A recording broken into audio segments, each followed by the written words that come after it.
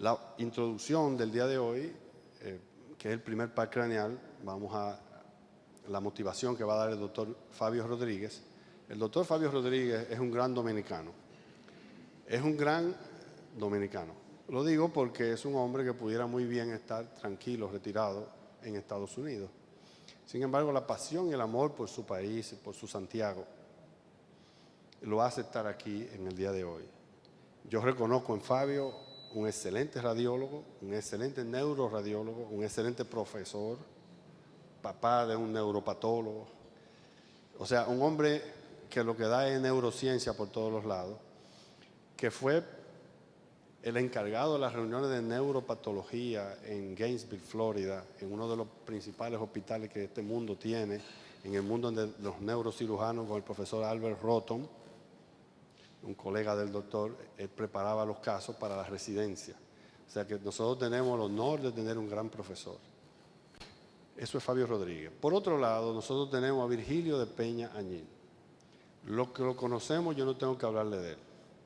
Pero quizá muchos que no lo conocen no tienen la más mínima idea de la grandeza de este hombre. Desde los inicios de su vida, un enamorado, pero a carta cabal de los conocimientos. Yo no diría de neuroanatomía, yo diría de neurociencia, de todo lo que tenga que ver con sistema nervioso. Yo recuerdo, Iván, en una de las reuniones que hacíamos en la universidad de morfología, iban los de histología, los de fisiología y los de anatomía. A esa reunión íbamos todos, los profesores y nosotros los que éramos los monitores. Esa reunión era de fisiología, le tocaba al doctor, no, nuestro amigo, el internista, Sergio Díaz, que es fisiólogo. Ese día se iba a hablar de unas cosas de neurofisiología y la clase la terminó dando Virgilio. O sea, en las áreas que no eran directamente bajo su control, que se fuera a dar una conferencia de un tema, tenga cuidado si usted es que va de ese tema, porque si está Virgilio ahí, probablemente Virgilio estudió ese tema mejor que usted. Es un enamorado del conocimiento y por eso yo quería exaltarle su calidad y su también entrega como profesor en el área de la neuroanatomía. Entonces, sin más tiempo, yo le voy a dejar al doctor Fabio Rodríguez, que le va a hablar de la introducción de estos temas a manera de motivación, y posteriormente el doctor Virgilio va a hablar de la neuroanatomía del primer par y él va a terminar con los casos clínicos. Doctor, muchas gracias. Muy bien, es una gran satisfacción estar con todos ustedes. Mi interés particular en yo proponerle al doctor Adriano de que yo podía dar las charlas que yo acostumbro dar en el Hospital Cabral Ibáez a los residentes de neurología, se debe a que yo soy un gran entusiasta de la anatomía y por supuesto de la neuroanatomía. Cuando yo descubrí o me enteré de que el doctor Virgilio asistía a dar clases al Hospital Cabral Ibáez, dije, oye, pero mira qué buena oportunidad, él va a presentar la anatomía convencional, clásica, y yo puedo aprovechar y presentar la anatomía pertinente a esos temas de neuroanatomía. Ese concepto es el concepto clásico de la Sociedad Norteamericana de Neuro. La anatomía y luego la la parte de imágenes radiológicas y luego la neuropatología también de la misma manera. Así que ese mismo esquema que yo viví en Estados Unidos. Es decir que vamos a continuar con, yo voy a hacer una pequeña introducción, excúsenme la inmodestia, voy a hablar un poco de mí de una manera corta, pero quiero presentárselo a ustedes porque quiero que ustedes conozcan algunas personas que fueron vitales en mi vida para yo dedicarme en lleno a la anatomía y a mi profesión. Permítanme que yo me voy a sentar.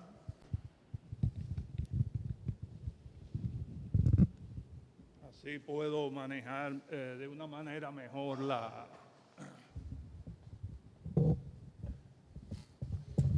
computadora.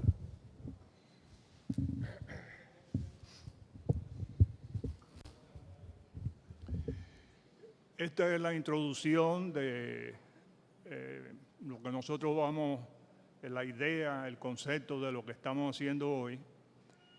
Los temas, yo voy a presentar esta introducción inicialmente, luego el doctor Virgilio va a presentar la anatomía clásica, convencional, con muchos factores clínicos. Luego yo voy a seguir con la anatomía radiológica y la otra parte va a ser la patología del nervio radiológica del nervio olfatorio. Hay unas entidades sumamente importantes que todos ustedes deben de conocer.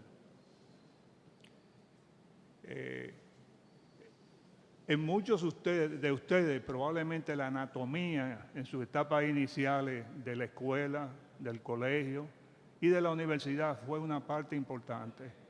Todos ustedes son morfólogos y estoy seguro que la anatomía fue una materia de mucha pasión y de mucha ayuda para ustedes definir el futuro que ustedes iban a seguir. En ese fue mi caso. Yo estuve en contacto con la anatomía con este señor. Este es el profesor Antonio Keller del Colegio Dominicano de La Salle.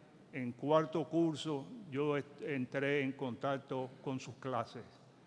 Ese señor no solamente nos enseñaba anatomía, sino que era ciencias naturales en general. Biología de todo tipo, de las plantas, de los animales y por supuesto la anatomía del ser humano. Un gran individuo, profesor excelente, dime. Ese era dominicano, pero de origen alemán. Tremendo tipo, no solamente desde el punto de vista de profesor de gran calidad, sino que era un tipo muy ético y muy moral y nos dio charlas también de vida íntegra inicialmente para la juventud. Este libro es mi primer libro de anatomía. Todavía lo tengo, está en mi oficina en Imellín. Este pequeño librito,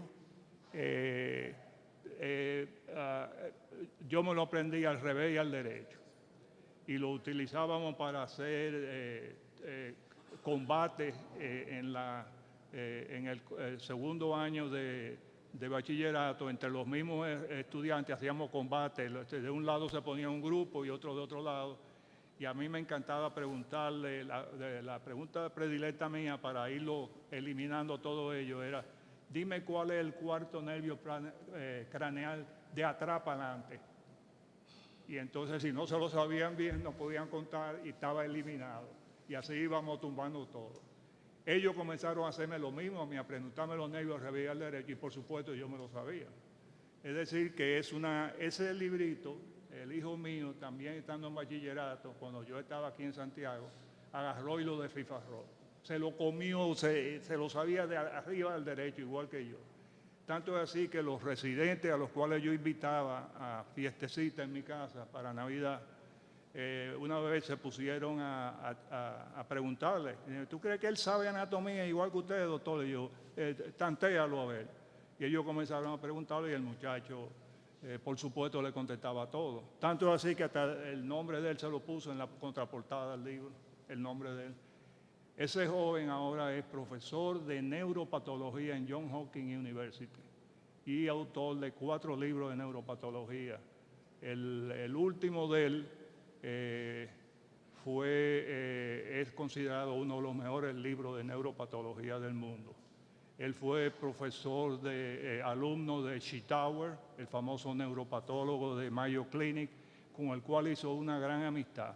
Cuando Hightower murió, Peter Berger de Johns Hopkins lo invitó a que pasara a Johns Hopkins a estar junto con él.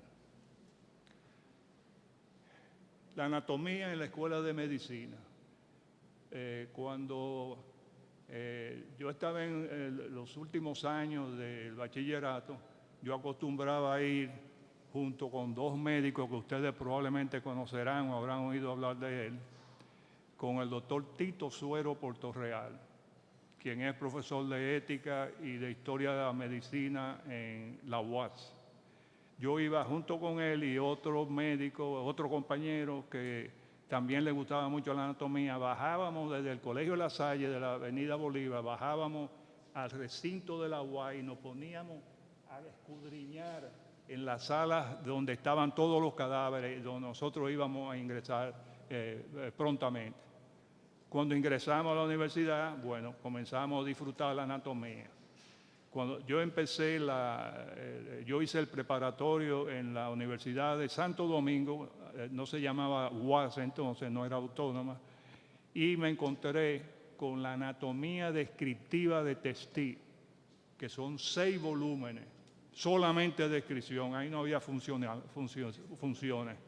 Era sumamente detallada. Bueno, todavía hay personas que usan ese libro, yo los tengo todavía, no los utilizo más porque solamente el hueso temporal tiene como 75 páginas. Es decir, que esa anatomía eventualmente fue suplantada por la anatomía funcional. Ese es mi profesor Smith Agreda, Víctor Smith Agreda, y su esposa doña Elvira fueron los profesores de anatomía cuando yo ingresé a España, que fue una gran suerte yo encontrarme con él, porque las cátedras de anatomía ya son anatomía, se hace un año con un profesor y el otro año se hace con otro, y a mí me tocó con él. Él era neurocirujano, y en esos tiempos, en el año 1965, ese señor tenía un microscopio electrónico en su oficina de su cátedra de anatomía. A él le gustaban mucho las vías hipofisarias, hipotálamo, hipofisaria, la descarga de hormonas que van a través del tallo pituitario. Era un amante de eso, pero era un gran dibujante. Él dibujaba todas sus clases en un pizarrón grandísimo y ahí nos enseñó una anatomía funcional excelente. Esa foto se la tiré yo a él hace 5 años que yo visité a España a reunirme con los antiguos compañeros de la promoción. Este señor, no sé si Virgilio lo conoce, ese señor es Tomás Neidig. ¿Dónde conocí yo a Tomás Neidig? Cuando empecé a hacer neuroradiología en Washington University, en la ciudad de San Luis. Tom Neidig, excelente anatomista, excelente, lo mejor. También, como los otros que yo conocí, muy asiduo, con una disciplina increíble. Había todo el que rotaba con él que tener que escribir artículos. Yo escribí varios artículos con él. De hecho, el primer artículo sobre malformación de Chiari por tomografía lo publicamos él y yo, que está en RSNA, en la revista Radiology. Es decir, que ese señor, todavía somos amigos, nos encontramos en los congresos. Él es profesor ahora en Mount Sinai, profesor emérito de neuroradiología y sigue activo. Numerosos libros, coautor con Duvernois, un francés. Tiene libros sobre el hipotálamo y un libro excelente, de gran tamaño, sobre el tallo cerebral. Los especímenes son inyectados con tinta china y gelatina. Y ustedes pueden ver esa microvascularidad de todos los núcleos del tallo cerebral. Se los recomiendo a todos. El que quiera el libro, yo lo tengo en PDF, yo con mucho gusto se lo puedo dar. Y el hipocampo también. Esta fue mi etapa. Este señor lo conocí. Adriano sabe quién es él. Y Adriano tiene algo que yo no la tuve, que fue que lo conoció en un congreso recientemente. Ese es Albert Roton, el padre de la microneurocirugía norteamericana. Ese señor era un excelente anatomista. Él tenía un laboratorio para inyectar cadáveres y luego hacer disesiones, pero en la manera que lo haría un neurocirujano al abordar ciertas áreas topográficas del cerebro. Fosa posterior, el ángulo cerebelo-pontino, la fosa temporal, la fosa craneal media. Ese señor tenía todas esas disecciones. Sus videos, una gran parte, están en YouTube. Y sería excelente, la doctora Cristina, si me estaba oyendo sobre esto, le quiero sugerir que sería una práctica excelente que ustedes se metieran en una pantalla grande en el hospital y pusieran algunos de los videos de Albert Rhoton y lo discutieran ahí, porque ahí le va a enseñar la anatomía y cómo se abordan ciertas lesiones en ciertas áreas topográficas del cerebro. Una gran práctica que yo le sugiero. El doctor Rhoton y yo fuimos amigos. Era un excelente escuchador. Él asistía, yo era el encargado de dar las charlas de todos los viernes de neuroradiología y neuropatología. En los casos, presentábamos 5 casos, llegaba un residente de neurología o de neurocirugía y presentamos una corta historia clínica. Luego yo mostraba la radiología y luego venía el neuropatólogo. Vamos a ver lo que es eso. Eso se dio, lo di yo como por 15 años y ahí el primero que estaba sentado en fila era Albert Rhoton. Y por supuesto se le hacían preguntas y cosas de eso. Él daba unas charlas continuas de disecciones, una parte teórica y luego había que hacer disecciones en los cadáveres que él ya tenía preparados. Murió hace como 2 años, yo estaba en Gainesville cuando eso y asistí a su funeral. Y la última etapa, ustedes saben quién es ese, ¿verdad? El famoso profesor de neuroanatomía, Virgilio Peña Añil, o de Peña Añil. Ese fue una suerte para mí y una gran satisfacción y un gran honor yo juntarme con él a participar en este continuum de seguir aprendiendo anatomía, neuroanatomía y neuroradiología. Bueno, bienvenido a todos. Muchas gracias. Bueno, muchas gracias a Adriano y al doctor por tantos elogios, no muy merecidos. Yo lamentablemente no puedo citar tanta gente importante que me hayan inspirado. Quizás el doctor Mate Durán, cuando era estudiante, y mis compañeros, y Cristian Montero y Máximo Mateo. Y saben que después de eso, el mayor estímulo es de ustedes. O sea, cuando uno ve gente interesada, eso es el neuroestimulador. Bien, antes de, usted sabe que todas las introducciones recalcan la importancia del tema. Yo quiero presentarle un resumen de para qué sirve la vía olfatoria. En primer lugar, como tienen el texto aquí, la función básica es la selección adecuada de lo que uno come. Selección es decir, no consumir cuestiones de compuestas, que se le informe el olor, y por otro lado, al mismo tiempo, conseguir algún placer en comer ciertas cosas. Hay bastantes estudios modernamente ligando los problemas de la olfacción con los problemas de malnutrición, con pérdida de peso, con algo que a primera vista, anedonia, que como dicen los psiquiatras, la imposibilidad de conseguir placer. Pero ese problema afecta muchísimo la calidad de vida de los pacientes y de hecho las disfunciones olfatorias están muy asociadas a depresión. Tan demostrado está que hay estudios demostrando una disminución significativa en el volumen de bulbo olfatorio en pacientes con depresión mayor. O sea, no es simplemente que me parece que está. Bueno, la olfacción, además de protegernos de alimentos inapropiados es importante en la protección del individuo, porque si usted no puede oler ciertos gases peligrosos o condiciones tóxicas, puede perecer. En tercer lugar, hay una asociación con el sexo. Aunque nosotros no tenemos un sistema vomeronasal funcional, lo tenemos vestigial, pero no funcional, el sistema olfatorio percibe feromonas y está demostrado que la atracción que se siente por el sexo opuesto está muy influenciada, sin uno darse cuenta, por el estado hormonal propio y de la persona con que usted está tratando. No al nivel de los animales, pero bastante.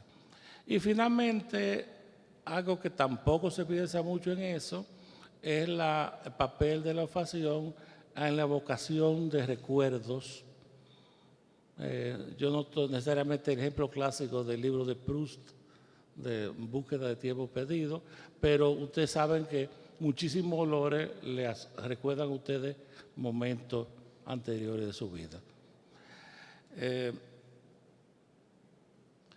Las estructuras olfatorias, y ahora quiero revivir algo que habíamos sepultado, hace 30 años se rechazaba el término rinencéfalo, porque el rinencéfalo fue algo que se desacreditó agregando de todo lo que era límbico. Y entonces la lista de partes de rinencéfalo era la lista increciendo de toda la cosa límbica y un desastre. Pero se puede decir positivamente que las estructuras principalmente asociadas con olfacción, eso es rinencéfalo. Aquí tienen una lista que veremos en una u otra medida en los minutos siguientes. De hecho, está caracterizado todo esto porque las estructuras olfatorias de la corteza son de cierta antigüedad ontogenética y filogenética, tanto que decimos que eso es paleopalium. No es una corteza de 6 capas típicas como la neocorteza, y va más reciente que el hipocampo, que es el arquipalio, pero más antiguo que la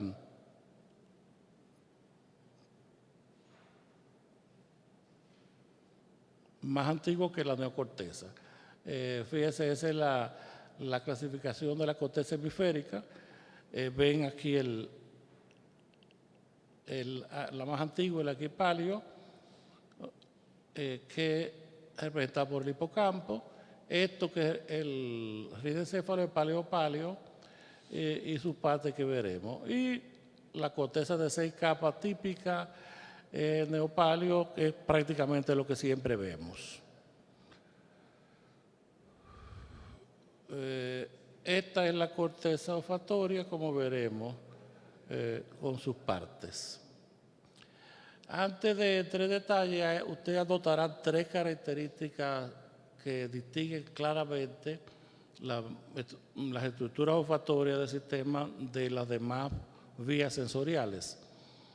En primer lugar, este es uno de los 2 lugares del encéfalo humano donde no hay discusión de que se generan nuevas neuronas. El otro es el giro dentado del hipocampo. O sea, usted sabe que siempre el planteamiento clásico es la neurona, después de un momento en el desarrollo intrauterino, ya son células incapaces de dividirse. En una persona después de nacimiento no hay generación de nuevas neuronas. Desde hace, qué sé yo, 20 y tantos años, comenzó a haber demostración de que, como le decía, en el giro dentado del hipocampo y en el epitelio olfatorio, las neuronas receptoras, la primera neurona de la vía olfatoria, son renovadas con relativa frecuencia. Veremos que entre 30 y 60 días hay que reemplazarla. Probablemente por la exposición, está muy en la superficie. En segundo lugar, las vías olfatorias, probablemente por su antigüedad en la evolución, tienen una conexión directa con la corteza cerebral, lo cual no existe en ninguna otra vía sensorial. El sistema visual, vestibular, la vía auditiva, la vía para tacto, temperatura, todos necesitan un relevo en el tálamo antes de pasar a la corteza cerebral. La olfacción no. La olfacción, aunque indirectamente esté conectada con tálamo y corteza, pero ella va directamente a la corteza cerebral sin antesala talámica. Y finalmente, quizá en el futuro se demuestre algo que modifique esto, pero hasta ahora, más allá, más central que el bulbo olfatorio, no hay ninguna distribución regional, topográfica de los olores en las estructuras olfatorias. Usted sabe que en los ojos hay una retinotopía, en las vías, en el oído hay distribución tonotópica, se dice en las estructuras y en la corteza auditiva, pero aquí, más allá del bulbo, no hay distribución alguna. Bueno, el asunto comienza, o sea, y donde están los receptores en la mucosa olfatoria. Pero atención, la mucosa olfatoria no es toda la mucosa que tenemos cubriendo la cavidad nasal. Se llama mucosa nasal a la gran mayoría. Esto es apenas 1 centímetro cuadrado en la cúpula de la cavidad nasal. Fíjese,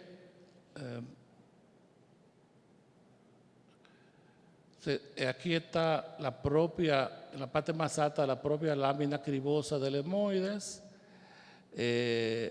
Hacia atrás, esto es el receso esfenoidal, donde se abre el agujero del seno esfenoidal. En la pared medial,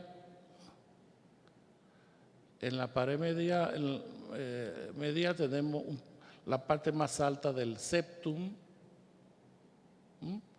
Y lateralmente, fíjese, la mucosa que cubre las conchas nasales con este superior. O sea, es un poquito del... Sí, aquí se ve la distribución con más detalle de los huesos.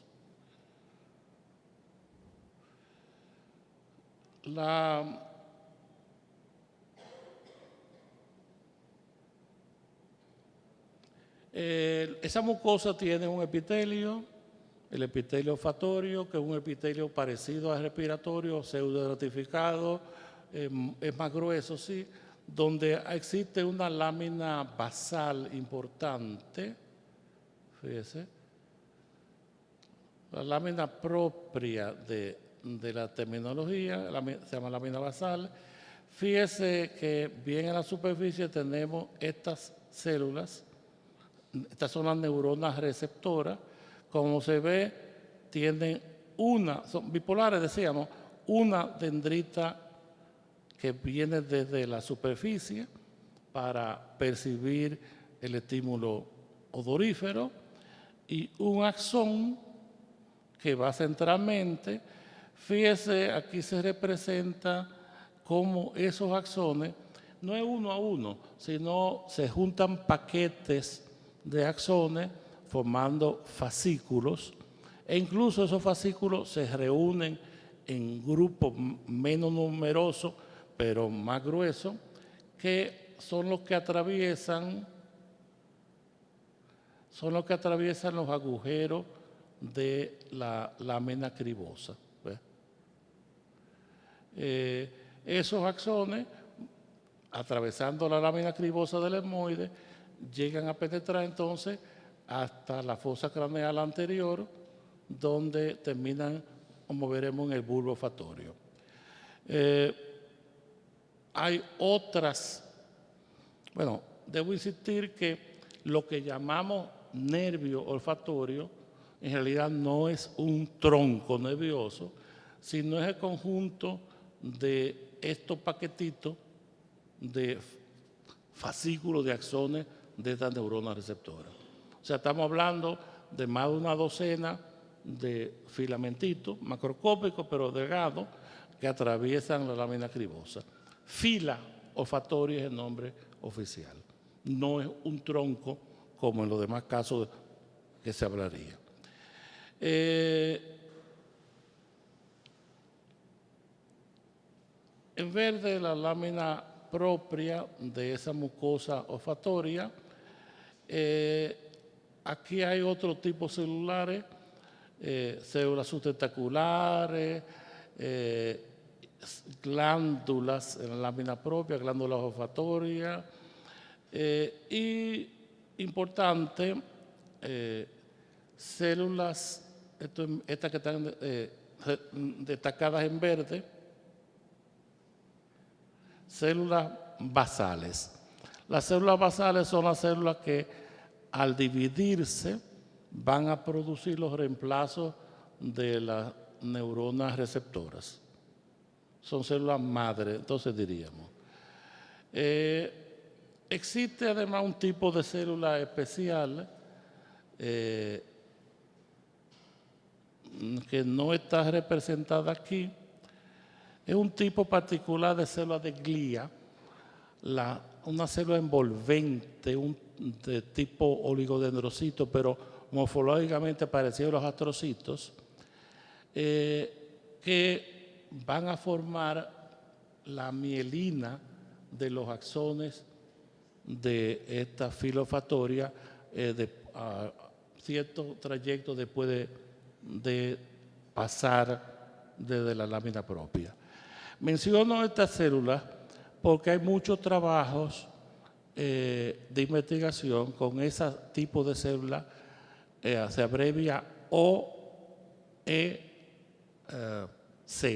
de olfatoria, envolvente, enshitting, células. Ustedes habrán oído del caso de aquel bombero polaco, que es el único caso comprobado de una regeneración funcional adecuada de lesión de médula espinal. El equipo británico que trabajó en esto, lo hizo trasplantándole a sitio cultivo de células de este tipo que habían tomado del individuo y cultivado para tener grandes cantidades y colocárselo en el lugar de la lesión.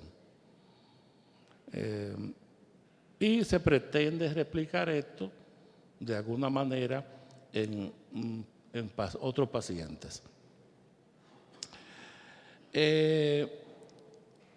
Los axones entonces de esas células del neurona receptora olfatoria, después de entrar al cráneo por los agujeros de la lámina cribosa, terminan, les decía, en esta estructura, el bulbo olfatorio. El bulbo tiene una estructura en láminas. La primera lámina, la más superficial, se dice que es del nervio olfatorio porque son las fibras, las terminaciones de los axones de las células receptoras, estas, que se ramifican ahí formando una lámina. La segunda capa es la capa que se dice glomerular. Estos son los glomérulos dichos.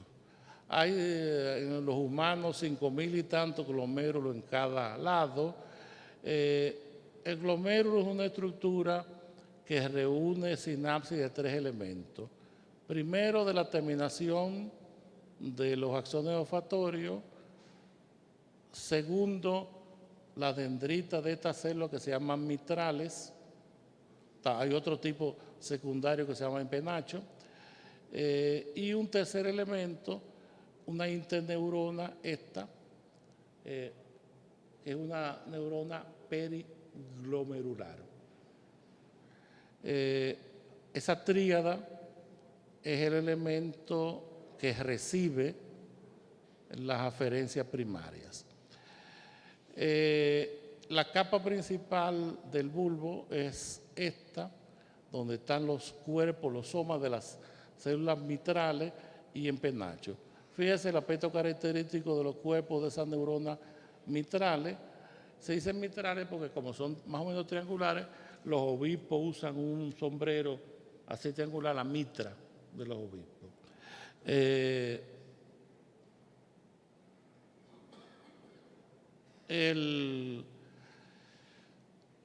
Existe una capa más profunda, hay una capa plexiforme profundamente a los somas de las células mitrales.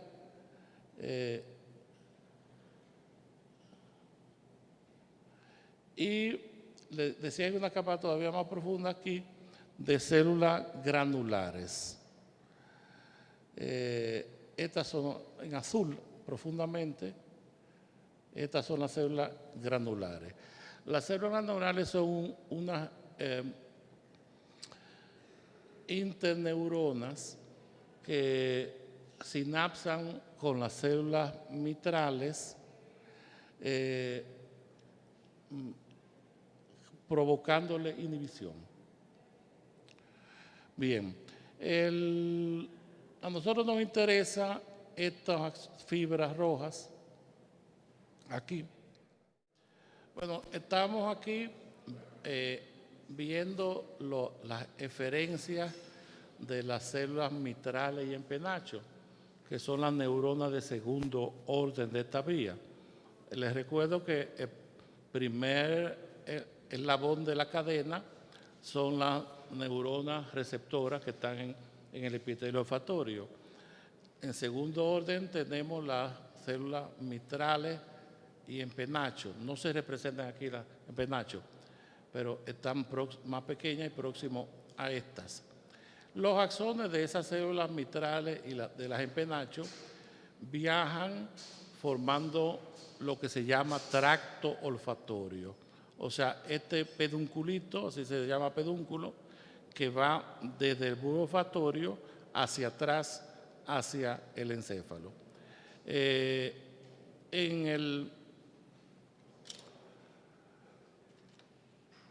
Aquí podemos ver estas en verde, vienen desde el bulbo olfatorio, células mitrales y en penacho, se dirigen centralmente. Esto es el tracto olfatorio. ¿Dónde terminan esas fibras? Veremos que la mayoría se extienden, como veremos, por la estría olfatoria lateral hasta la corteza olfatoria. Pero otro grupo se dirige hasta terminar en un acúmulo de células que hay por detrás inmediatamente del bulbo olfatorio, que es el núcleo olfatorio anterior. Un grupo todavía menos numeroso terminan en un núcleo no representado aquí, localizado en esta región, que se llama tubérculo olfatorio, pequeñísimo en los humanos. Axones de las neuronas que terminaron en el núcleo olfatorio anterior van a formar parte de la estría olfatoria medial y muchas a pasar al otro lado por la comisura anterior y venir en el tracto olfatorio del otro lado a terminar haciendo sinapsis con las células granulares y mitrales. O sea que existe una comisura importante en la comisura anterior conectando las vías de los dos lados.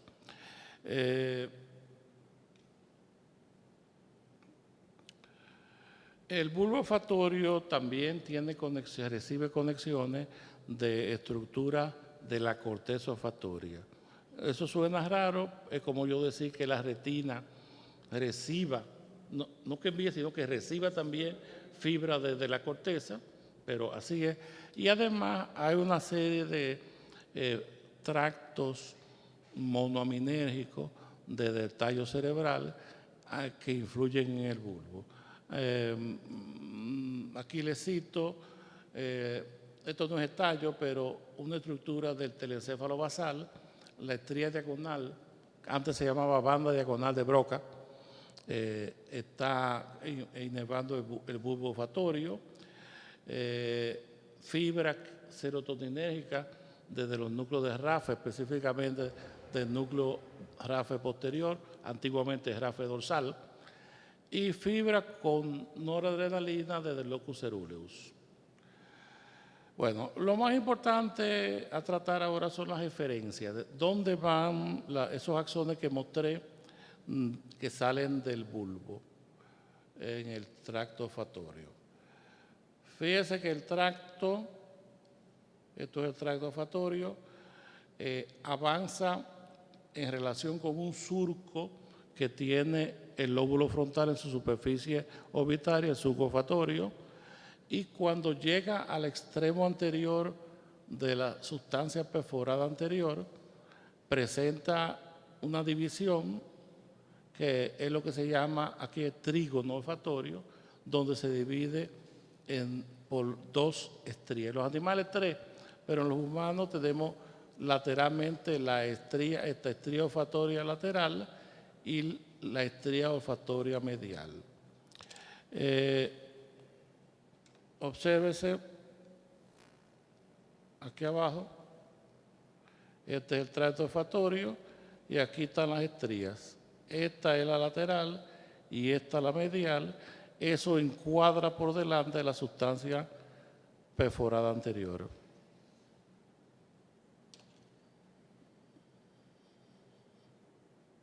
Esa es la sustancia perforada anterior. Aquí está la estría lateral y la estría medial. Las dos estrías tienen importancia radicalmente diferente. Todas las fibras que tienen que ver con vía olfatoria propiamente, con olfacción, están reunidas en la estría lateral.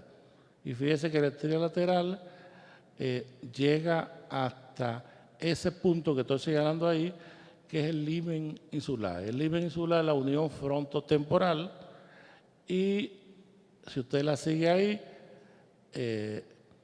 eso los radiólogos lo demuestran inmediatamente por dentro del uncus, el uncus este, y aquí la estría olfatoria lateral presenta un grupito de células en una capita de sustancia gris por fuera que se llama gyrus olfatorio lateral y termina en el área piriforme. La estría medial, fíjese que da una vuelta hacia adentro, reuniéndose con la estría diagonal de Broca y se mete medialmente en la superficie del hemisferio, conectando con esta región del giro paraterminal, el área subcallosa, parte del rudimento hipocámpico, o sea, del hipocampo precomisural. Eso no tiene una función olfatoria definida, sino asociación con estructuras límbicas. El tubérculo olfatorio es una estructura rudimentaria en el humano que está junto al trígono olfatorio en el extremo anterior de la sustancia perforada anterior.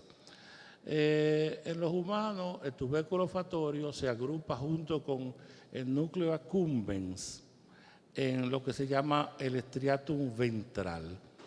Y el striatum ventral, usted sabe que es una parte límbica, similar al striatum que conocemos, el striatum dorsal, o sea, con conexiones similares, incluso células espinosas muy similares.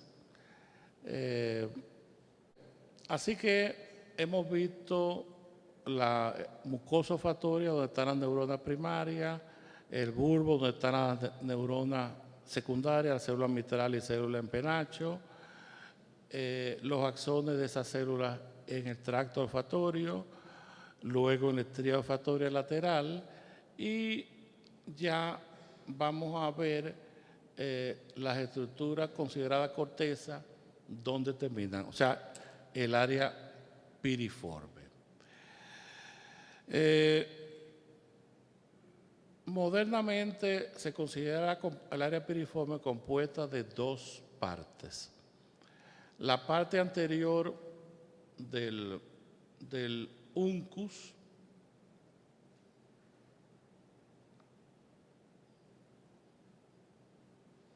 la parte anterior del uncus y el área entorrinal.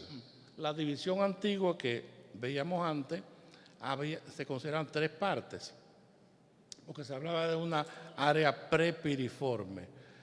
Fíjense, lo de piriforme es porque el sombreado verde que ustedes ven aquí tiene cierto parecido con una pera. La parte anterior del uncus, déjenme mostrarle, esto es la circunvolución parahipocámpica. Esta parte doblada es el uncus. Entonces, el uncus está dividido en dos partes, parte anterior, parte posterior. En la parte anterior del uncus, otras dos partes. La parte más dorsal, esto es el gyrus semilunar. En el gyrus semilunar es que termina la estría olfatoria lateral. Un surquito aquí, semilunar también, y tenemos aquí, toda esta zona es el gyrus ambiens, donde termina el gyrus olfatorio lateral y esas dos partes en la parte anterior del uncus son dos áreas importantes. Particularmente el gyrus semilunar está justo cubriendo el núcleo cortical de la amígdala. También se le ha llamado por eso corteza periamigdaloidea. Existe un surco intrarrenal que separa el gyrus ambiens de esta zona. Esta zona que es no del uncus, sino en la circunvolución parahipocámpica, en la parte anterior de la circunvolución parahipocámpica, esto es el área entorrinal. El área entorrinal está limitada del recto por este surco que se llama colateral. El surco colateral se tiende hacia adelante de manera interrumpida, así, con este surco que se llama rinal. Ese surco colateral la separa de esta otra circunvolución que es la fusiforme, gyrus occipito temporal medial o fusiforme. Aquí la parte posterior del uncus no es olfatoria, sino límbica. Y observe las terminaciones en las áreas gyrus semilunar, que está marcado, está marcado también el gyrus ambiens.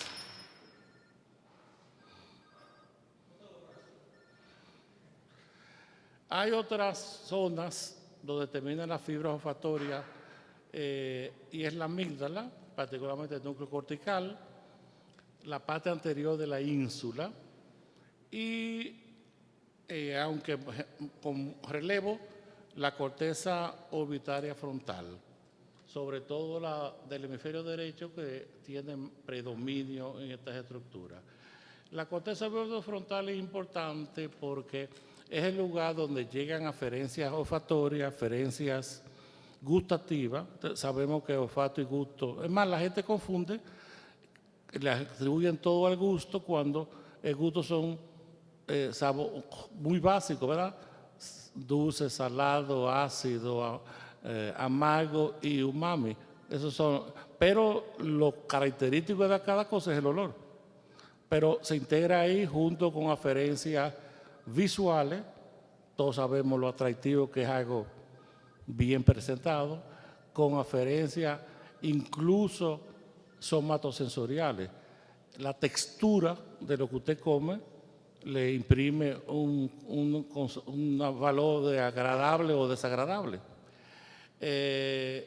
Conexiones importantes con el hipotálamo, sobre todo el hipotálamo lateral, a través del fascículo telencefálico medial. Eso es lo que antes se llamaba haz prosencefálico medial. Eso conecta incluso con la formación reticular del tallo cerebral y con los núcleos autonómicos, núcleos salivales, los núcleos dorsales vagos y demás, que son importantes para coordinar actividades autonómicas. Todo el mundo sabe que los olores le pueden dar náuseas, le molestan en el estómago y demás, es a través de esas conexiones. El hipocampo también recibe fibra y el striatum, y a través del striatum, el tálamo, específicamente el núcleo medial dorsal. En la conexión con la amígdala. Bien, yo no podría hablarle a ustedes solamente de las estructuras atómicas, sino algo que pudiéramos aplicarlo. ¿Cómo se evalúa clínicamente esa función? Se encontrarían muchas patologías, sencillamente uno no pregunta nunca, ¿usted tiene algún problema con el olfato? Se sorprendería de quizá la frecuencia, que no sospecha, ¿verdad?, de las respuestas. Pero como el paciente probablemente le dé una idea muy vaga y desorientadora, conviene que usted en el interrogatorio establezca exactamente lo mejor que pueda la naturaleza de la queja. Aquí están una serie de términos de disfunción. La más sencilla, por supuesto, disminución en la percepción de olores, hiposmia, y los casos raros donde absolutamente no tiene percepción, anosmia, ¿verdad? En eso no hay problema. Algunos casos, sobre todo de la esfera psiquiátrica, se presentan con hiperosmia, alegando de que perciben infinitamente. Bueno, las embarazadas, tiene razón. Presbiosmia, qué desgracia, siempre con la edad avanzada disminuye la agudeza, digamos, de algo, y en este caso la agudeza olfatoria, si hay presbicia, presbitodo. Parosmia o disosmia, ¿verdad? El paciente refiere otro olor diferente de que inhaló. Más llamativos son los casos que se llaman fantosmia, o son las alucinaciones olfatorias, o sea, sin ningún tipo de estímulo, refiere un olor. Si ese olor es desagradable, se dice que es cacosmia. Existe un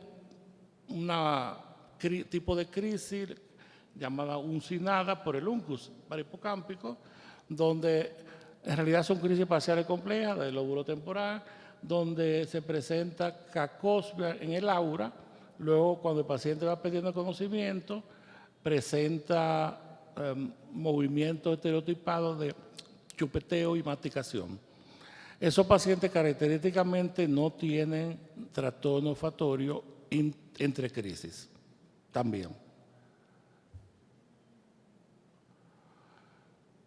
Entonces, otra cosa que importante hablando un paciente de esto es preguntar por algunas enfermedades y condiciones que está conocido que afectan la función olfatoria.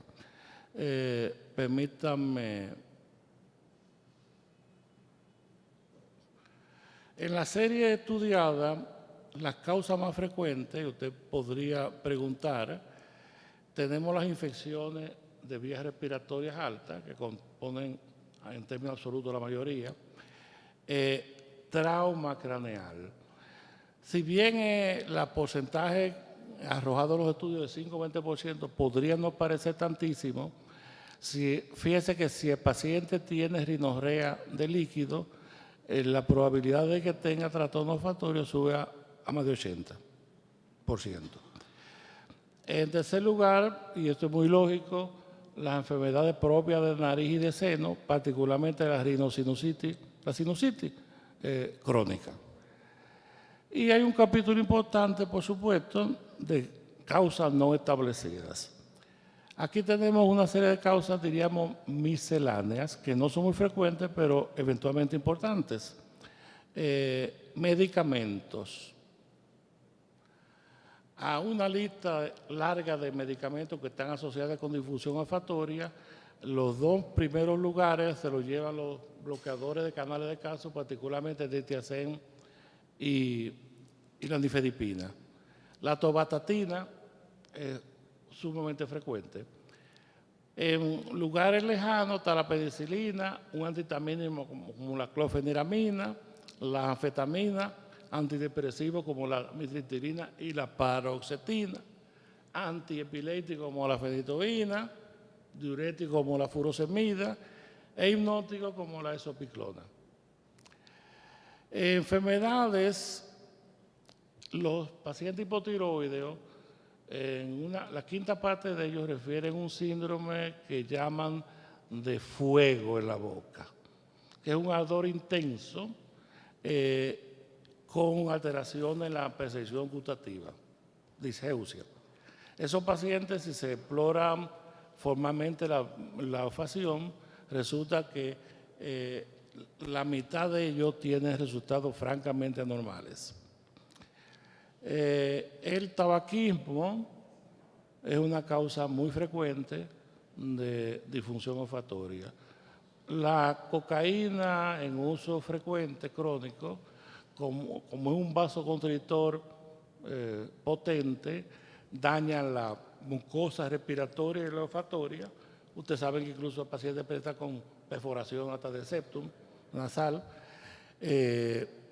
A nosotros nos interesan las enfermedades degenerativas. Sabemos que existe, y lo voy a tratar en un momentito aparte, una asociación con el Parkinson. El Alzheimer, sorpresivamente también. Los pacientes de Alzheimer presentan una hiposmia prematura mucho tiempo antes de que exista un déficit cognitivo importante. E incluso ya se diagnostica Alzheimer y el paciente tiene déficit importante, aunque todavía no sea sintomático el déficit olfatorio, pero en las pruebas sí. De hecho, se puede diferenciar la demencia vascular con la de Alzheimer en base a los resultados de la prueba olfatoria. La demencia frontotemporal está relacionada también con déficit olfatorio. Fíjese, esclerosis múltiple no tendría nada que ver, pero los pacientes diagnosticados con esclerosis múltiple tienen resultados anormales hasta en la mitad de los casos en la prueba olfatoria.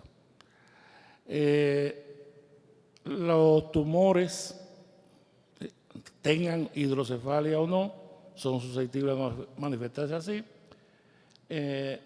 Nefropatía y hepatopatía crónica y las enfermedades psiquiátricas, particularmente los trastornos de conversión, y ya eso yo no quería mencionarlo porque es muy difícil evaluar un esquizofrénico.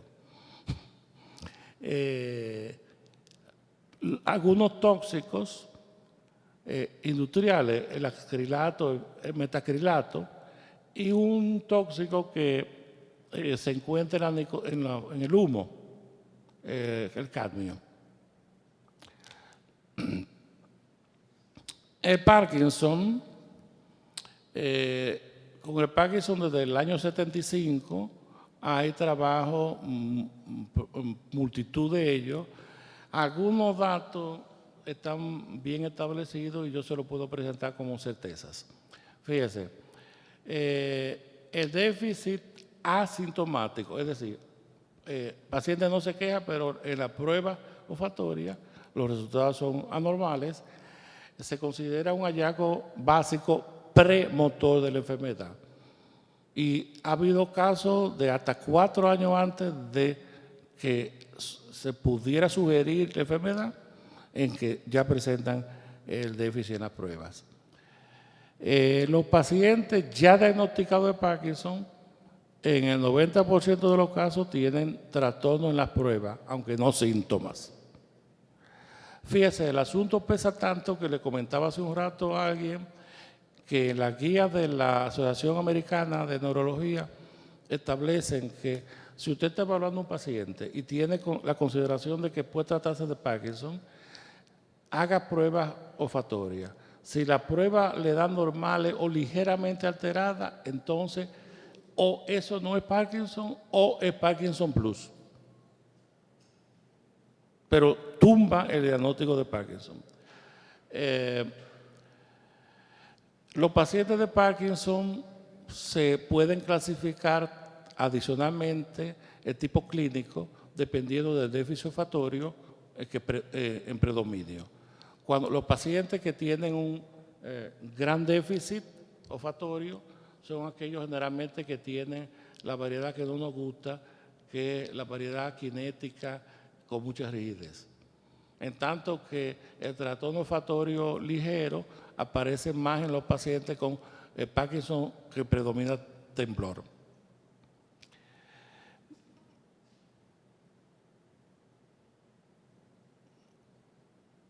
Bueno, examinar al paciente, asegúrese de que el paciente en el consultorio no tiene obstrucción de vía respiratoria, que puede ser una causa importante.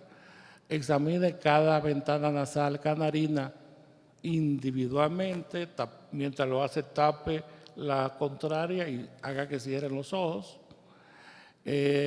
Si usted compare un lado con otro y asegúrese de que lo que usted use para examinar no sea irritante. O sea, mucha gente tiende a pensar en usar amoníaco. El amoníaco no tiene un olor tan característico, pero sí tiene un efecto irritante en la mucosa que va a producir mucosidad y lo que está estimulando es el trigémino, no la vía olfatoria. Un paciente que quiere evaluarse bien completamente va a tener que recibir una rinocopía anterior para examinar más completamente la cavidad nasal, ver la dentadura, frecuentemente trastorno de, yo no sé cómo lo llaman, de distintas posiciones inadecuadas de la pieza, cavidades y demás, dan estímulo, lo que se llama técnicamente retronasales, que alteran la prueba. Igualmente, los demás nervios craneales, porque puede aparecer alguna asociación con otra patología. Fíjese que esta es una evaluación de gabinete. El paciente puede hacerse test cayendo casi en la neurofisiología. Los test son psicofísicos, es decir, que requieren que el paciente participe. Hay variedad de test.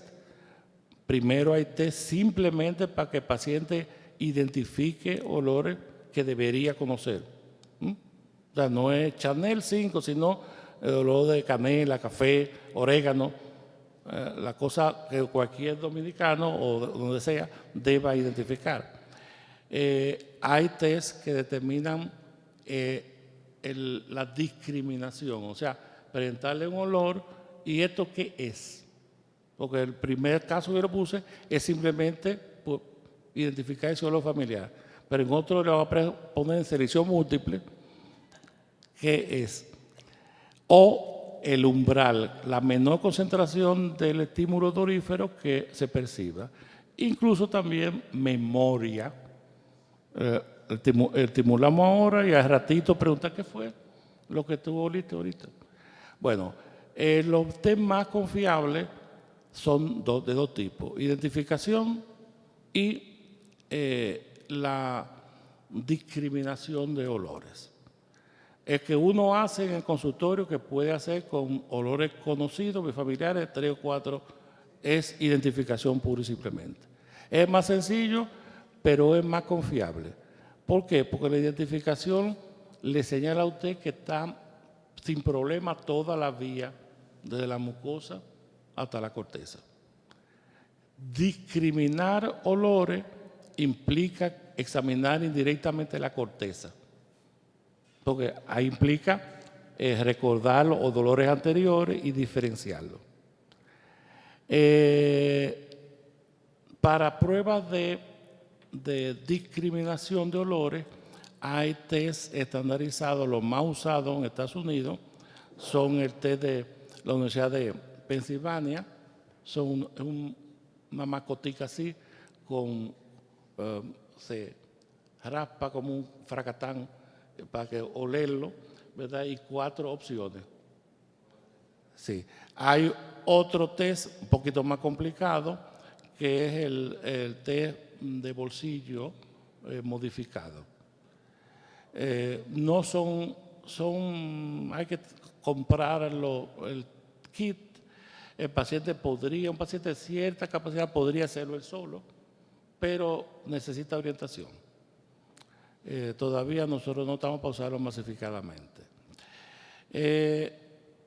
Recuérdense lo siguiente, que lo más valioso es tener el defecto lateralizado. Multitud de gente tienen hiposmia severa bilateral toda su vida, sobre todo por rinitis o rinosinusitis crónica, y no tienen mayor problema neurológico. Pero el déficit unilateral sí suele depender de causas nuestras. Bueno, eso es todo. Si hay alguna pregunta, por favor. Usted habló de la regeneración de células olfatorias a nivel de la mucosa, ¿verdad? Que hay células que van sustituyendo las bipolares que se van muriendo. Entonces yo pregunto, los pacientes que inhalan cocaína, que la va destruyendo, ¿se la puede reponer? En teoría, podría hacerse procedimiento para implantarle mucosa olfatoria con células basales viables que la reemplacen. Pero por razones, digamos, particulares, eso no se hace. El paciente que sufre esto es un cocainómano crónico, que yo no creo que le interese a él mucho, y los familiares estarían más preocupados por los efectos en otras esferas que en eso, pero en teoría podría conseguirse. Yo tengo una pregunta acerca del examen del primer par, que usted estaba mencionando que tenemos que tomar en cuenta la dentadura. Entonces, no entendí bien cuál es la importancia de la dentadura en el examen del primer par. A ver si usted me lo pudiera aclarar, por favor.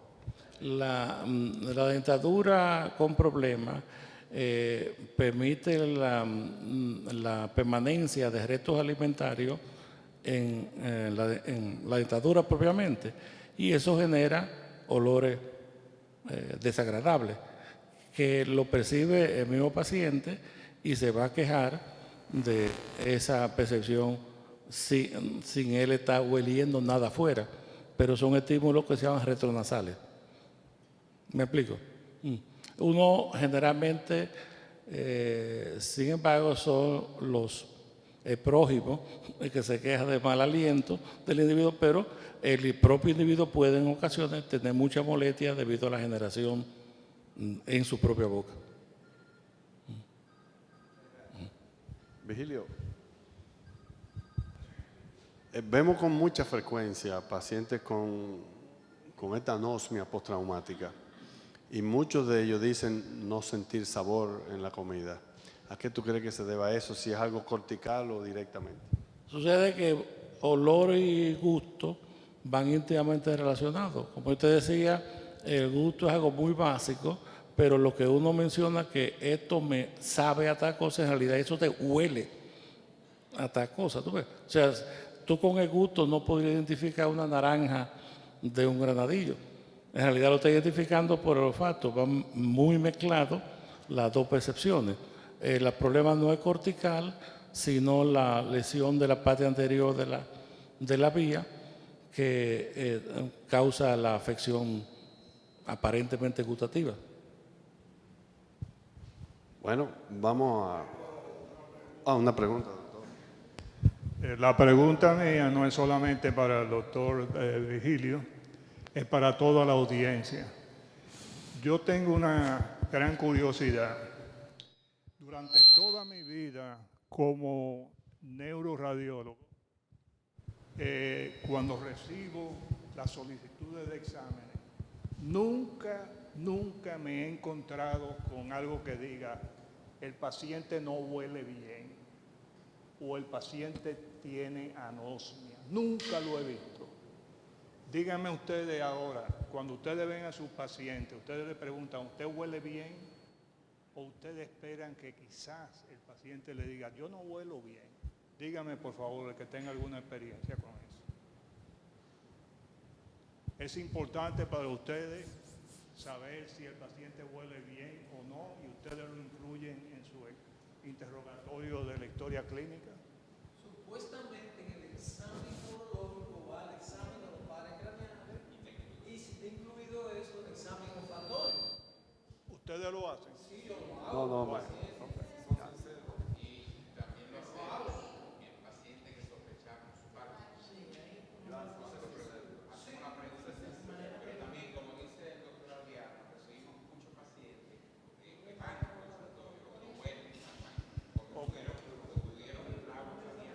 ok. Sería bueno incluir en la solicitud de examen, este paciente no huele bien, porque así el radiólogo va a prestar énfasis